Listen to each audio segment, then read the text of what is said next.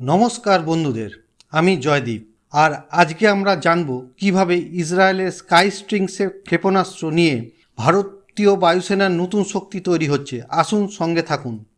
ভারত আজকাল আকাশে শক্তি প্রদর্শনের জন্য দ্রুত অগ্রসর হচ্ছে, আর সেই লক্ষ্যে এই ষষ্ঠ প্রজন্মের স্কাই স্ট্রিং ক্ষেপণাস্ত্র আনন্দের খবর। এর সবচেয়ে বড় ফিচার হলো 250 কিলোমিটার দূর পর্যন্ত ধ্বংস করার ক্ষমতা।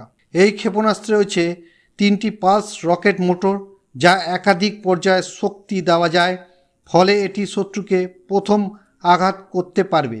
আর আছে আধুনিক RF সিকার প্লাস ECCF প্রযুক্তি, যা টার্গেট লক করে শেষ পর্যন্ত আঘাত নিশ্চিত করে। Su-30 MKI সহ অন্যান্য ফাইটার জেটে স্কাই স্ট্রিং যুক্ত হলে তা হবে একটি গেম চেঞ্জার, কারণ BVR বিয়ন্ড ভিজুয়াল রেঞ্জ সক্ষমতায় পান নিরাপদ দূর থেকে আঘাত চালানোর সুযোগ। এটি পাইলটদের নিরাপত্তা বাড়ায় এবং আক্রমণ সক্ষমতা অনেক গুণ বৃদ্ধি করে।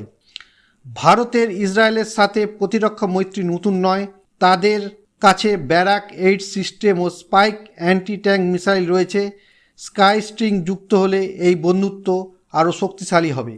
তো বন্ধুরা, কেমন লাগলো স্কাই স্ট্রিংয়ের শক্তি? কমেন্ট জানাবেন, এবং এই ভিডিও ভালো লাগলে লাইক, সাবস্ক্রাইব আর শেয়ার করতে ভুলবেন না। পরবর্তী ভিডিওতে আবারও নতুন খবর নিয়ে হাজির হব। ততক্ষণে নিরাপদে থাকুন। ধন্যবাদ।